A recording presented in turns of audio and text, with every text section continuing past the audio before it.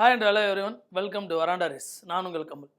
So நம்ம group 2 main series ஒன்று பார்த்துட்ருக்கோம். ஒரு 5 to 10 minutes வீடியோ டெய்லியும் நம்ம பார்த்துட்ருக்கோம். அதில் நம்ம எல்லா சப்ஜெக்டையும் மிக்ஸ் பண்ணி தான் என்ன பண்ணுறோம், ஒரு கிளாஸஸ் நம்ம எடுத்து போயிட்டுருக்கோம்.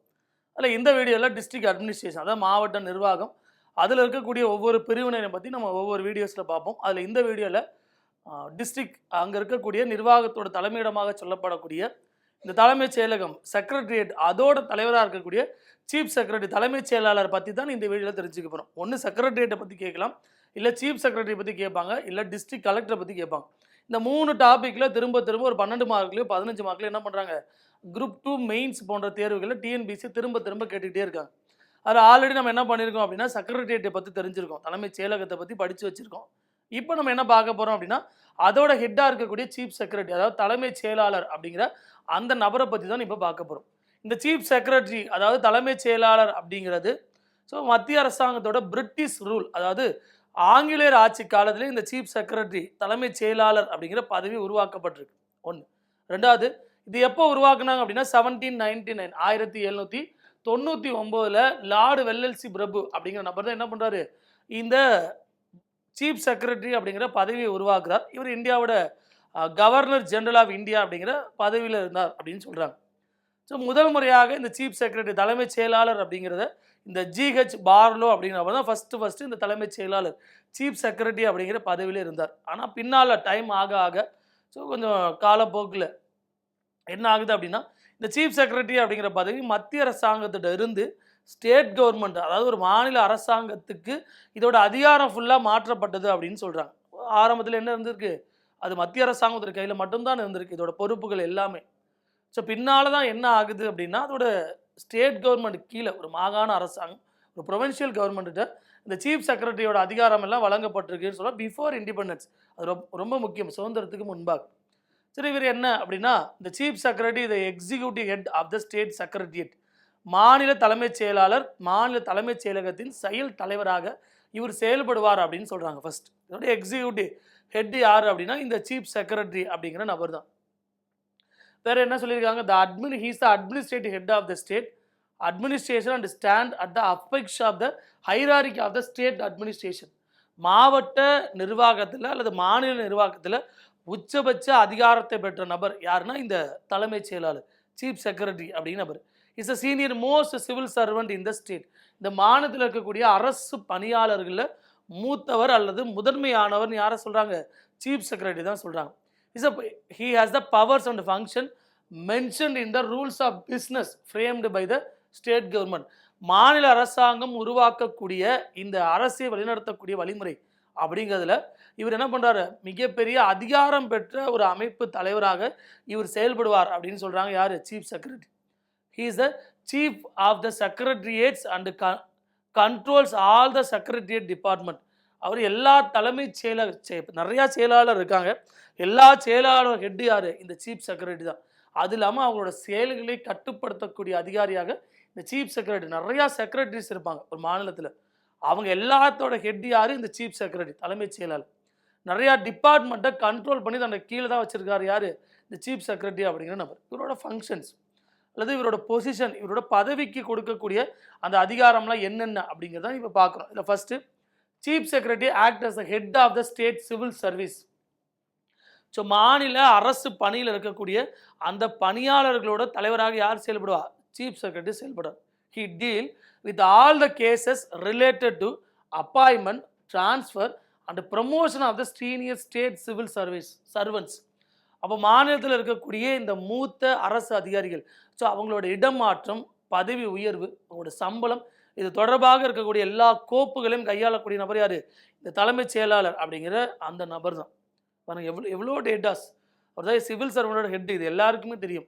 அப்போ அந்த ஹெட்டாக என்ன ஒர்க் பண்ணுறாரு, டிரான்ஸ்ஃபர்லேருந்து ப்ரமோஷன்லேருந்து எல்லாமே இவர் யார் தான் பார்க்குறா, சீஃப் செக்ரட்டரி அப்படிங்கிற நபர் தான் பார்க்குறாரு. அதை தொடர்ந்து ரெண்டாவது இந்த சிவில் சர்வெண்ட்டுக்கு இடையே இருக்கக்கூடிய அந்த மொராலி, அவங்களோட உறுதித்தன்மை அப்படின்னு சொல்லுவோம்.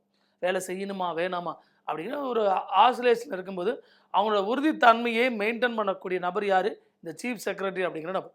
எல்லாரையும் அழைத்து பேசலாம், உங்களோட பணிகள் என்ன அப்படின்னு விளக்கங்களை கொடுக்கலாம், நீங்கள் இந்த பணியில் இருக்கீங்க அப்படிங்கிற மாதிரி சில இன்ஃபர்மேஷன் சொல்லலாம். அது இல்லாமல் the consigns and keep to the all the state civil servants. அதாவது எல்லா அரசு ஊழியர்களோட மனசாட்சியாக இவர் செயல்படலாம் அப்படின்னு தான் இவரோட பதவியை அழகுபடுத்தியிருக்கு அந்த வார்த்தை. இவரோட வேற என்ன இவரோட பணிகள் இருந்திருக்கு அப்படின்னா, இந்த chief coordinator of the state administration. So மாநில செயலகம் அப்படின்னு இருக்குன்னா, இந்த மாநில செயலகத்தோட நிர்வாகம் இருக்குல்ல, அது ஒருங்கிணைப்பாளர், ஒரு கோஆர்டினேட்டர் அப்படின்னு சொல்கிறோம். இந்த எல்லா செயலாளர்களும் ஒருங்கிணைத்து தான் இவர் இந்த வேலையை எடுத்துகிட்டு போகணும் அப்படின்னு சொல்லி. வேறு என்ன, all the secretariat level he works towards ensuring the inter departmental coordination. செயலக மட்டத்தில் துறைகள் நிறையா வேறு வேறு டிபார்ட்மெண்ட்ஸ் இருக்குது, அந்த வேற ஒரு டிபார்ட்மெண்ட்டை ஒன்றா இணைச்சி ஒட்டுமொத்த செக்ரட்டரியேட்டும் ஃபங்க்ஷனாக வைக்கக்கூடியது இவரோட பொறுப்பு அப்படின்னு சொல்கிறோம். வேறு என்ன, he advise the secretariats on the inter department difficulties. அதாவது துறைகளுக்கு இடையே ஏற்படக்கூடிய சிரமங்கள் சொல்லுவாங்களே, என் டிபார்ட்மெண்ட் பெருசு ஒன் டிபார்ட்மெண்ட் பெருசு சொல்கிறாங்களே, அந்த மாதிரி துறைகளுக்கு இடையே ஏற்படக்கூடிய சிரமங்கள், ஒரு பிரச்சனைகள், இது அவர் என்ன பண்ணுறாரு, தீர்த்து வச்சு அந்த துறையை சிறப்பாக செயல்படுத்தக்கூடிய நபராக இவர் இருந்திருக்கார். வேறு என்ன, he is the chairman of coordinating committees set up for resolving inter departmental disputes. அதாவது டிபார்ட்மெண்ட்டுக்கு இடையே துறைகளுக்கு இடையே ஏதாவது பிரச்சனை ஏற்படும் பொழுது அதை தீர்க்கிறதுக்கு ஒரு குழு அமைப்பாங்க. அந்த குழுவோட தலைவராக யார் இருப்பாங்க அப்படின்னா இவர் தான் இருக்கிறார், சீஃப் செக்ரட்டரி அப்படிங்கிற நபர். He presides over the meeting of the department secretaries. அதாவது துறைகளுக்கு இடையே இருக்கக்கூடிய அந்த மீட்டிங்குக்கு இவர் தான் தலைமை தாங்குகிறார் அப்படின்னு சொல்கிறோம். வேறு என்ன சார் இவரை பற்றி சொல்கிறாங்க, below the secretariat level he presides over the conference attend by the divisional commissioner, district collectors and the head of the departments of district administration to effect coordination. அதாவது ஒரு வேலையை சிறப்பாக செயல்பட மாவட்ட ஆட்சியாளர்கள், ஆணையர்கள், டிபார்ட்மெண்ட்டோட தலைவர், இவங்களோட தலைமையில் நடக்கக்கூடிய கூட்டத்தில் இவர் தான் என்ன பண்ணுறாரு, ஹெட்டாக உட்காந்துருக்கிறாரு. இவர் தான் அந்த கூட்டத்துக்கு தலைமை தாங்கக்கூடிய நபராக இருக்கிறாரு அப்படின்னு இவரை பற்றி சொல்கிறாங்க. அடுத்து, the chief secretary also act as the administrative head of some secretariat departments. சில டிபார்ட்மெண்ட்டோட நிர்வாக தலைவராக செயல்படுவார் அப்படின்னு நம்ம சொல்கிறோம். நம்ம இப்போ சில வீடியோக்களில் பார்த்துருப்போம், 1 அல்லது 2 துறைகளோட ஹெட்டாக இருப்பார் அப்படின்னு சொல்கிறோம். அதை இங்கேயே சொல்கிறாங்க. However there is no uniformity throughout the country in is regard and is position varies from state to state. இப்போ என்ன சொல்கிறாங்க, ஒட்டுமொத்த நாட்டிலையும் ஒரே மாதிரி அதிகாரங்கள் தலைமைச் செயலாளருக்கு வழங்கப்படுறது இல்லை. ஒவ்வொரு மாநிலங்களுக்கு தகுந்த மாதிரி என்ன மாறுது, அதிகாரங்கள் மாறுது அப்படின்னு சொல்கிறாங்க இந்த இடங்களில். In most cases, the general administration department, personal department, planning department and administrative reform department are directly under the charge of chief secretary. ஆனால் நிறையா மாநிலங்கள் எடுத்துக்கிட்டிங்க அப்படின்னா பெரும்பான்மையான சந்தர்ப்பங்களில் இந்த பொது நிர்வாகத்துறையாக இருக்கலாம், இந்த பணியாளர் துறையாக இருக்கலாம், திட்டமிடுதல் துறையாக இருக்கலாம் மற்றும் நிர்வாக சீர்திருத்த துறையாக இருக்கலாம், இதோட நேரடி கண்காணிப்பு யாரோட தலைமையில் இருக்கான், தலைமைச் செயலாளரோட தலைமையில் தான் இது செயல்படுது அப்படின்னு சொல்கிறாங்க. வேறு என்ன, the general administration department is the most important department in the state secretariat and is political head is chief minister himself. பொது நிர்வாகத்துறை அப்படிங்கிறது என்னது, இந்தியாவில் ஒரு மாநிலத்தில் இருக்கக்கூடிய துறைகளில் மிக முக்கியமான துறைன்னு சொல்கிறோம். அதோட தலைவராக இருக்கக்கூடிய நபர் யார், முதலமைச்சர். அந்த துறையிலும் சீஃப் செக்ரட்டரி செயல்படுறாருன்னு சொல்கிறாங்க. It is concern with the various matter affecting entire business the state government. இது மாநில அரசோட முழு வணிகத்தையும் பாதிக்கும் பல்வேறு விஷயங்களில் அக்கறை கொண்டுள்ளது.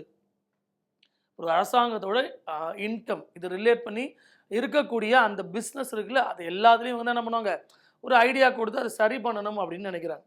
வேறு என்ன இவரோட வேலையாக இருக்குது அப்படின்னா, இந்த time of crisis like flood, drought, communal disturbance and others the chief secretary play a very significant role. இது ரொம்ப முக்கியம். வெள்ளம், வறட்சி போன்ற நெருக்கடியான காலங்களில் அல்லது வகுப்புவாத கலவரங்கள் மற்றும் பிற நிலைகளில் இப்போ நிறையா பிரச்சனை நடக்குது, இந்த ஃப்ளட்டு வருது, வறட்சி ஏற்படுது, பயங்கர மழை பெய்யுது, கலவரம் ஏற்படுது, இது எல்லாத்துலேயும் முதல் முறையாக வெளியில் வந்து பேசக்கூடிய நபர், ஸ்டேட்மெண்ட்டை வெளியிடக்கூடிய நபர், ஒரு அமைப்பை அனுப்பி அது கட்டுப்பாடுகளை கொண்டு வரக்கூடிய அந்த பொறுப்பு எல்லாருக்கும் யாருக்கு இருக்குது அப்படின்னா தலைமைச் செயலருக்கு மட்டும்தான் அந்த பொறுப்பு இருக்குது.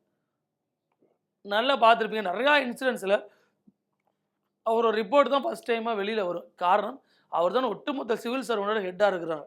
He provides guidance and lead the officers and agency engage in the relief operations அப்படின்னு சொல்லுவாங்க. அப்போ என்ன மீனிங், இவர் என்ன பண்ணுறாரு, ஒரு கைடன்ஸ் கொடுக்குறாரு. ரெண்டாவது அந்த ஆஃபீஸர்ஸ் டீமை லீட் பண்ணுறாரு.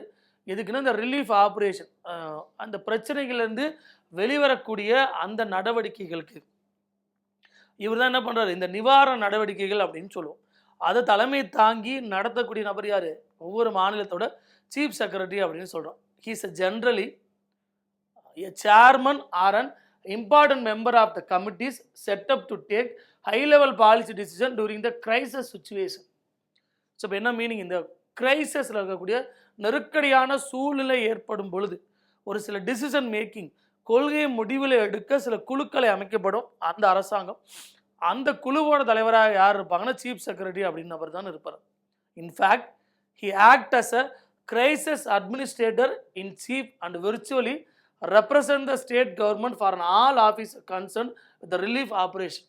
மாநில அரசாங்கத்தோட இந்த ரிலீஃப் ஆப்ரேஷன், இந்த நிவாரண நடவடிக்கைகளை இவர் தான் உண்மையான அதிகாரம் பெற்ற நபராக இருக்கிறார் அப்படின்னு சொல்லப்படும். இப்போ நிறையா சினிமாக்களில் பார்ப்பீங்க, சீஃப் செக்ரட்டரி தான் பேசணும். குழந்தை ஒரு ஒரு சின்ன ஒரு போர்வெல்ல விழுந்திருக்கும், எடுக்க முடியல, உடனே சீஃப் செக்ரட்டரி தான் பேசணும். சீஃப் செக்ரட்டரி அப்ரூவ் பண்ணால் தான் மிஷினில் எடுத்து வரணும். சீஃப் செக்ரட்டரி அப்ரூவ் பண்ணால் தான் இது அடுத்த லெவலில் எடுத்துகிட்டு போகணும். எல்லாத்துக்கும் சீஃப் செக்ரட்டரி, ஏன்னா அவர் தான் இது அரசாங்கத்தோட நேரடி தொடர்பில் இருக்கக்கூடிய நபராக அவர் சொல்கிறாங்க. வேறு என்ன இருக்குது, he act as a residuary legatee, that is he looks after all the matters which do not fall within the purview of other secretaries. அவர் எஞ்சிய சட்ட தாரணியாக செயல்படுகிறார். அதாவது மற்ற செயலாளர்களின் வரம்பிற்குள் வராத அனைத்து விஷயங்களையும் அவர் கவனித்துக் கொள்கிறார். சில டீட்டெயில்ஸ் கொடுத்துருவோம், இந்த செக்ரட்டரி தான் பார்க்கணும்னு சொல்லிட்டு. அதில் வராத செயல்களை யார் கவனிக்கிறா, இந்த சீஃப் செக்ரட்டரி கவனிக்கிறார். He acts as the secretary by rotation of the zonal council of which the state concerned is a member. சம்பந்தப்பட்ட மாநிலம் உறுப்பினராக உள்ள மண்டல் கவுன்சிலில் செயலாளராக எப்படி சிஎம் ஒரு ரொட்டேஷன் பேஸில் ஜோனல் கவுன்சிலர் இருக்கிறாரோ அதே மாதிரி இவரும் என்னது ஒரு செயலாளராக இவர் செயல்படுவார் அப்படின்னு இவர் சொல்கிறாங்க. வேறு he exercised the general supervision and control over the entire state secretariat. அவர் முழு மாநில செயலகத்தின் மீதும் பொது மேற்பார்வை மற்றும் கட்டுப்பாட்டை செயல்படுத்துகிறார். யாரை சொல்கிறாங்க, இந்த சீஃப் செக்ரட்டரியை சொல்கிறாங்க. அப்போ சீஃப் செக்ரட்டரி அப்படின்னு எடுத்துக்கிட்டீங்க அப்படின்னா தலைமைச் செயலாளர். ஒருவேளை 12 மார்க்கில் கேட்குறாங்க அப்படின்னா இங்கே இன்ட்ரோ அப்படின்னு எழுத போகிறோம். இன்ட்ரோக்கு பதிலாக என்ன எழுதிருக்குன்னு சொல்கிறேன், சீஃப் செக்ரட்டரி எழுதணும். இன்ட்ரோ வார்த்தையை பயன்படுத்தக்கூடாது. ஒரு 3 லைன் யார் இவர் அப்படின்னு ஒரு 12 மார்க்கில் கேட்டால். அடுத்து சீஃப் செக்ரட்டரியோட இந்த ஹிஸ்ட்ரி எப்படி இருக்குது, வரலாறு எப்படி இருக்குது, அது ஒரு point number 1, point number 2, point number 3, இந்த 3 பாயிண்ட் தான். அடுத்து சீஃப் செக்ரட்டரியோட ஃபங்க்ஷன்ஸ் என்ன, சீஃப் செக்ரட்டரியோட ஃபங்க்ஷன்ஸ் என்ன. அப்போ என்னது 1, 2, 3, 4, 5 ஃபங்க்ஷன் அவருக்கு இருக்குது. என்ன, ஒரு சிவில் சர்வெண்டோட ஹெட்டாக செயல்படுறார், அப்போ என்ன, ஒரு கிரைசிஸ் டைமில் ஹெட்டாக செயல்படுறார், அப்போ என்ன, ஒரு கோஆர்டினேஷன் ஹெட்டாக செயல்படுறார், அப்போ என்ன, ஒரு கூட்டாண்மையோட தலைவராக, இந்த மாதிரி 5 ஹெட்டாக செயல்படுறார், அது எழுது. அதுக்கப்புறம் என்ன ஆகுது, ஒரு கன்க்ளூஷன். இந்த கன்க்ளூஷன் வார்த்தையை பயன்படுத்தக்கூடாதுன்னு சொல்லியிருக்கேன், வே ஃபார்வர்டு அப்படின்னு பயன்படுத்துங்க, அல்லது முன்னோக்கிய வழி அல்லது முன்னோக்கிய திட்டம் அப்படின்னு தமிழில் பயன்படுத்து. இதுதான் உங்களுக்கு மெயின்ஸில் பாருங்கள் எப்படி இது ஒரு டிராஃப்ட். ஒரு யார் கேட்டால் சீஃப் செக்ரட்டரி கேட்டால் இப்படி தான் எழுதணும். ஒரு 12 மார்க் கேட்டால். சரிங்களா, இந்த வீடியோ யூஸ்ஃபுல்லாக இருந்திருக்கும்னு நினைக்கிறோம். யூஸ்ஃபுல்லாக இருந்தால் லைக் போடுங்க, இல்லைனாலும் லைக் போட்டுருங்க. சரிங்களா, மீண்டும் வேறு ஒரு வீடியோஸில் பார்ப்போம். இதோட பிடிஎஃப் கீழே இருக்க போது வேறு ஏதாவது டவுட் இருந்துச்சுன்னா கீழே இருக்கக்கூடிய லிங்க்கில் நீங்கள் ரிஜிஸ்டர் பண்ணி என்ன பண்ணிக்கலாம், அந்த டவுட்டை வந்து கிளியர் பண்ணிக்கலாம். So thank you so much.